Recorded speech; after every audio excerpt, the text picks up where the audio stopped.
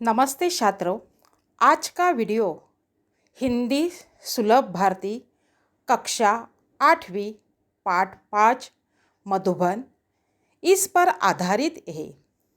लेखक अनुराग वर्मा लिखित पाठ 5 मधुबन ये आज हम सीखने वाले हैं। तो चले हम पाठ शुरू करते हैं। पहले हम लेखक का परिचय देखते हैं। परिचय। अनुराग वर्मा जी ने हिंदी में विपुल लेखन किया है। आपकी भाषाधारा प्रवाह सरल एवं आशय संपन्न होती है। आप हिंदी के जाने माने लेखक हैं। हम जान लेते हैं गद्य संबंधी बात क्या है। प्रस्तुत पाठ में श्री अनुराग वर्मा ने प्रसिद्ध लेखक डॉक्टर राजकुमार वर्मा जी का साक्षात्कार लिखा है। यहाँ अनुराग जी ने डॉक्टर वर्मा जी से उनकी काव्य रचना की प्रेरणा, लौकिक पारलौकिक प्रेम, देश प्रेम की राजनीतिक स्थिति आदि पर प्रश्न पूछे हैं। डॉक्टर वर्मा जी ने इन प्रश्नों की बड़ी बेबाकी से उत्तर दिए हैं। तो छात्रों, यह मुलाकात नहीं है। डॉक्टर राम कुमार वर्मा जी के अंतर देश प्रेम किस प्रकार है, तो देखते हैं यह पाठ क्या है। सुबह का समय था। मैं डॉक्टर राम कुमार वर्मा जी के प्रयाग स्टेशन स्थित निवास मधुबन की ओर पूरी रफ्तार से चला जा रहा था, क्योंकि 10 बजे उसे मिलने का समय था। लेखक डॉक्टर राम कुमार वर्मा जी के घर, उसका निवास का नाम है मधुबन, और प्रयाग स्टेशन के पास रफ्तार वो चल के जा रहा था, क्योंकि उनकी 10 बजे की उनके मिलने का समय था, उनकी मुलाकात थी। वैसे तो मैंने डॉक्टर साहब को विभिन्न उत्सवों, संगोष्ठियों एवं सम्मेलन में देखा था, परंतु इतने निकट से मुलाकात करने का यह मेरा पहला अवसर था। वैसे ही लेखक बताता है कि डॉक्टर साहब को विभिन्न उत्सव में संगोष्ठियों का मतलब है चर्चा सत्र एवं सम्मेलन में उनको उसने देखा था, परंतु इतने निकट से मुलाकात करने का यह उनका पहला अवसर था, पहला मौका था। मेरे दिमाग में विभिन्न विचारों का ज्वार उठ रहा था। ज्वार उठना मतलब विचार चक्र की हलचल हो जाना, और मेरे दिमाग में मतलब लेखक के दिमाग में विभिन्न विचार का ज्वार उठ रहा था, विभिन्न विचार चक्र की हलचल हो रही थी। कैसे होंगे डॉक्टर साहब, कैसा व्यवहार होगा उस साहित्य मनीषा का आदि, मनीषी मतलब विद्वान, कि उनके मन में विचार था कि डॉक्टर साहब कैसा है, डॉक्टर साहब के साहित्य की मनीषा या विद्वान कैसे है। इन तमाम उठते ही बैठे विचारों के लिए मैंने उनके निवास स्थान मधुबन में प्रवास कर लिया। इन तमाम मतलब सभी विचार उनके विचार में थे, और लेखक उनके डॉक्टर राम कुमार वर्मा के उनके निवास स्थान का नाम मैंने बताया था कि मधुबन में उसने प्रवेश कर लिया। काफ़ी साहस करके दरवाजे पर लगी घंटी बजाई। नौकर निकला और पूछ बैठा, क्या आप अनुराग जी हैं? कि लेखक ने उनके घर जाकर दरवाजे की घंटी बजाई तो नौकर आया। नौकर ने लेखक से पूछा कि आप अनुराग जी हैं? मैंने उत्तर में सिर्फ हाँ कहा। उसने मुझे ड्राइंग रूम में बिठाया और कहते हुए चला गया। उस नौकर ने लेखक को ड्राइंग रूम मतलब हॉल में बिठाया और वो चला गया। डॉक्टर साहब आ रहे थे। इतने में डॉक्टर साहब आ गए। अनुराग जी कैसे आना हुआ? आते ही उन्होंने पूछा कि डॉक्टर साहब आए, और उसने लेखक से पूछा कि अनुराग जी कैसे आना हुआ मेरे घर। यह प्रश्न डॉक्टर जी ने अनुराग से पूछा। तो चलो डॉक्टर और लेखक के बातचीत कैसी हुई, मुलाकात कैसी हुई, अब देखते हैं। मैंने कहा, डॉक्टर साहब, कुछ प्रसंग जो आपको जीवन में संबंधित है और उनके आपको जो महत्वपूर्ण प्रेरणाएं मिली हो, उन्हों की जानकारी हेतु आया था। कि लेखक ने कहा, डॉक्टर साहब, कुछ प्रसंग जो आपके जीवन में संबंधित है और आपको जो महत्वपूर्ण प्रेरणा जो मिली साहित्य की, उनकी जानकारी हेतु आया था। हेतु मतलब उद्देश्य। डॉक्टर साहब ने बड़ी सरलता से कहा, अच्छा तो फिर पूछिए। डॉक्टर साहब ने कहा, अच्छा है तो अगला प्रश्न पूछिए। डॉक्टर साहब, काव्य रचना की प्रेरणा आपको कहाँ से और कैसे प्राप्त हुई? प्रश्न पूछा डॉक्टर साहब को कि आपको काव्य रचना जो कविता जो है वो कविता लिखने की प्रेरणा आपको कहाँ से मिली थी? इस संदर्भ में कोई ऐसा प्रसंग बताने का कष्ट करे जिसके आपके जीवन के अंतरंग पहलुओं को महत्वपूर्ण मोड़ दिया हो। तो लेखक जी ने कहा डॉक्टर साहब को कि आपके जीवन में ऐसा कौन सा प्रसंग है तो आप के जीवन के अंतरंग पहलुओं मतलब दृष्टिकोण आपके जीवन में कैसा बदल गया है मुझे बताना। पहले तो मेरे जीवन में समाज की अंध व्यवस्था के प्रति विद्रोह अपने आप में उदित हुआ। डॉक्टर जी ने कहा कि मेरे जीवन में समाज की अंध व्यथा के प्रति विद्रोह मतलब क्रांति अपने आप में उदित हुई थी, प्रेरित हुई थी। सन 1921 में जब मैं केवल 15.5 वर्ष का था, गांधी जी के असहकार आंदोलन में पारंपरिक एवं सामाजिक व्यवधानों को संघर्ष करते हुए मैंने भाग लिया था। 1921 में जब मैं 15.5 साल का जो था, उस समय गांधी जी के असहयोग मतलब किसी से किसी काम में सहयोग न करना, और इसमें गांधी जी के यह आंदोलन में पारंपरिक एवं सामाजिक व्यवधानों मतलब बाधा से संघर्ष करते हुए मैंने क्या किया था, उस असहयोग आंदोलन में भाग लिया था। उस समय स्कूल छोड़ने की बात तो सोची भी नहीं जा सकती थी, मगर मध्य प्रदेश के अंतर्गत नरसिंहपुर में मौलाना शौकत अली साहब आए और बोले कि मौलाना का मतलब है मुस्लिम बांधव में जो पंडित होते हैं उसे मौलाना कहते हैं, और अरबी भाषा के विद्वान जो होते हैं उसे भी मौलाना कहते हैं। और ये मौलाना शौकत अली साहब आए और बोले, गांधी जी ने कहा है कि अंग्रेजी की तालीम गुलाम बनने का एक नुस्खा है। तालीम मतलब शिक्षा, कि शिक्षा अंग्रेजी की तालीम या शिक्षा गुलाम बनने का एक नुस्खा, कि उस पर एक नुस्खा मतलब उपाय है।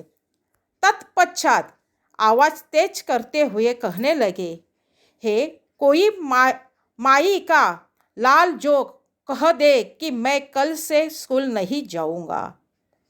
कि तब पश्चात तेज से हुए वो मौलाना कहने लगे कि कोई माई का लाल जो है कि कह सकते हैं कि कल से मैं स्कूल में नहीं आऊँगा। मैंने अपनी माँ के आगे बड़ी ही श्रद्धा से स्कूल न जाने की घोषणा कर दी। सभी लोग सकते में आ गए। सकते में आना, घबरा जाना।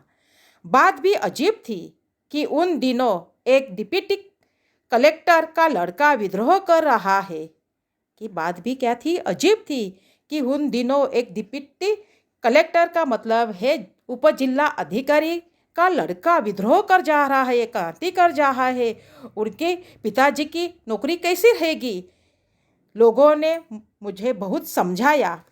पिताजी की नौकरी की बात नहीं, परंतु मैं घर से निकल पड़ा क्योंकि गांधी जी का आदेश मानना था।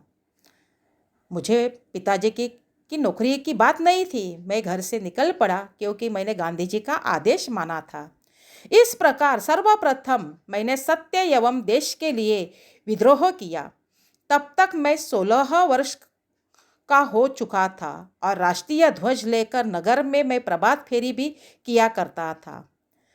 उसने घर से निकल गया और इस प्रकार सर्वप्रथम सत्य एवं देश के लिए विद्रोह करते हुए वह हाथ में तिरंगा ध्वज लेकर नगर में क्या करता था, सुबह प्रभात फेरी निकल रहा था। यह बात सन 1921 की है और इसी समय में देश प्रेम पर एक कविता लिखी। यह मेरी कविता का मंगलाचरण था। मंगलाचरण मतलब शुभ कार्य के पहले मांगलिक कार्य का आचरण या अच्छी शुरुआत। तो 1921 में मैंने देश प्रेम पर एक कविता लिखी थी। वह मेरा क्या था? मंगलाचरण था। आप मध्य प्रदेश से उत्तर प्रदेश कैसे आए? हिंदी प्रेम ने मुझे मध्य प्रदेश से उत्तर प्रदेश आने को प्रेरित किया कि हिंदी प्रेम जो है हिंदी भाषा में, इस प्रेम ने मुझे मध्य प्रदेश से कहाँ लाया? उत्तर प्रदेश में लाया। क्योंकि उन दिनों नागपुर विश्वविद्यालय में हिंदी नहीं था। क्योंकि उन दिनों में नागपुर विश्वविद्यालय, विश्वविद्यालय का मतलब है विद्यापीठ, इस विद्यापीठ में हिंदी विषय नहीं था। सन 1925 में मैंने इंटर की परीक्षा उत्तीर्ण की। इंटर की परीक्षा मतलब पदवी परीक्षा जो है, वो पदवी परीक्षा के पूर्व में जो परीक्षा दी जाती है उसको इंटर परीक्षा कहते हैं। और यह इंटर परीक्षा उत्तीर्ण हो गए। तत्पश्चात उस शिक्षा का हेतु प्रयाग विश्वविद्यालय में प्रवेश ले लिया और मैंने इसी विश्वविद्यालय से एमए की परीक्षा प्रथम श्रेणी में उत्तीर्ण की। और इस विश्वविद्यालय में से एमए की परीक्षा प्रथम श्रेणी में डॉक्टर जी ने क्या किया था? उत्तीर्ण हुए थे। मैंने देखा कि डॉक्टर साहब के चेहरे पर गंभीरता के भाव सा प्रतिबिंबित हो रहे हैं। ऐसा प्रतीत हो रहा था जैसे वे अपने अतीत में खो से गए हैं। और पुनः सवाल किया कि मैंने देखा, लेखक ने देखा कि डॉक्टर साहब के चेहरे पर गंभीरता के भाव आए थे। ऐसा प्रतीत होना मतलब मालूम होना, कि ऐसा मालूम हो रहा था कि डॉक्टर साहब किसी प्रसंग में क्या कहते, खो से गए थे। और लेखक ने देखा और लेखक ने फिर से क्या किया? सवाल किया। डॉक्टर साहब, प्राय ऐसा देखा गया है कि कवियों एवं लेखकों के जीवन में उनका लौकिक प्रेम और पारलौकिक प्रेम में बदल गया। क्या आपके साथ भी ऐसा हुआ है? कि डॉक्टर साहब, प्राय में ऐसा देखा था कि कवियों में लेखक जो होता है, लेखक के जीवन में उनका लौकिक प्रेम, लौकिक में मतलब सांसारिक जो प्रेम होता है उसको लौकिक प्रेम करता है, और परलौकिक प्रेम जो होता है वो परलोक संबंधी से प्रेम होता है। कि आपके जीवन में ऐसा हुआ है क्या? अनुराग जी, प्रेम मनुष्य की एक प्राकृतिक प्रवृत्ति है। कि डॉक्टर साहब बोले कि अनुराग जी, प्रेम मनुष्य की एक प्राकृतिक प्रवृत्ति है, एक नैसर्गिक प्रवृत्ति है। सन 1926 में मेरा विवाह हो गया और मैं गृहस्थ जीवन में आ गया। सन 1926 में मेरा क्या हुआ? विवाह हो गया और मैं गृहस्थ जीवन में आ गया। अब मुझे सात्विकता एवं नैतिकता से प्रेम हो गया। मुझे सात्विक सा अच्छे जो गुण है, अच्छे गुणों से, नैतिकता से मेरा क्या हो गया? प्रेम हो गया। मैंने इसी समय यानी सन 1930 में कबीर का रहस्यवाद लिखा। और मैंने इस समय कि 1930 में कबीर का रहस्यवाद लिखा। इतना अवश्य है कि मेरे जीवन के कुछ अनुभव कविता के माध्यम से प्रेषित होना मतलब भेजा हुआ। कि इतना अवश्य है कि मेरे जीवन में ऐसे कुछ अनुभव कविता माध्यम से मैं क्या हुआ था? प्रेरित हुआ था, प्रेषित हुआ था। मुझे बचपन से ही अभिनय का शौक था और प्राय उत्सव के अवसर का नाटकों में मैं भाग भी लिया करता था। हाँ, मुझे बचपन से भी अभिनय करना, नाटक करने का शौक था। और प्राय उत्सव का मतलब है त्योहारों के अवसर पर नाटक में मैं भाग लिया करता था। मैंने बात आगे बढ़ाई और पूछा, डॉक्टर साहब, देश की राजनीतिक स्थिति के बारे में आपकी क्या राय है? कि डॉक्टर साहब, देश की राजनीतिक स्थिति के बारे में आपकी क्या बात है? डॉक्टर साहब ने उत्तर दिया, मैं राजनीति से हमेशा दूर रहा क्योंकि आज की राजनीति में स्थिरता का अभाव है। अभाव मतलब कमी। कि आज का जो देश प्रेम जो है, ये देश प्रेम में क्या है? अभाव है। यद्यपि मैं नेहरू जी, शास्त्री जी, इंदिरा जी एवं मोरारजी भाई से मिल चुका हूँ और उनसे मेरा परिचय भी है, परंतु मैंने राजनीति से अपने आप को सदा दूर रखा। मुझे राजनीति में कोई रुचि नहीं है। मैं साहित्यकार हूँ और साहित्य चिंतन में विश्वास रखता हूँ कि मैंने देश प्रेम जो है वो देश प्रेम मेरे मन में जागरूक था। राजनीति से मैंने आपको ही क्या किया था, दूर किया था। मुझे राजनीति में कोई रुचि नहीं थी, लेकिन मैं क्या था, एक साहित्यकार था और साहित्य चिंतन में मेरा क्या था, विश्वास था। इतना कहते हुए डॉक्टर साहब ने घड़ी देखी और बोले, अनुराग जी, मुझे 11:30 बजे एक कार्य से जाना है। और इतने में डॉक्टर साहब ने बोला कि अनुराग जी, मुझे 11:30 बजे एक कार्य में क्या करना है, जाने का है। तत्पश्चात उन्होंने मुझे एक कुशल अभिभावक की भांति आशीर्वाद देते हुए विदा किया। अब अभिवाचक, अभिभावक मतलब आश्रय देने वाला, कि वो डॉक्टर साहब ने मुझे एक आशीर्वाद देते हुए मेरी क्या की ही, विदाई की। तो छात्रों, यह मुलाकात जो है, तो यह मुलाकात नहीं है। डॉक्टर राम कुमार वर्मा जी के अंतर देश प्रेम किस प्रकार है, काव्य रचना के बारे में प्रेम किस प्रकार है, साहित्य के बारे में किस प्रकार प्रेम है, यह इनकी कुछ हमें प्रेरणा लेनी है। हम भी कुछ इस प्रकार देश प्रेम के लिए हम क्या कर सकते हैं, यह कुछ इस प्रकार का अच्छा ज्ञान कैसे हासिल कर सकते हैं, इन उद्देश्य यही इस बात को लेकर पाठ के लेखक अनुराग वर्मा जी ने हमारे सामने वह प्रस्तुत किया है कि उनका साक्षात्कार लिया है। तो मुझे उम्मीद है यह पाठ आपको समझ में आया होगा। धन्यवाद।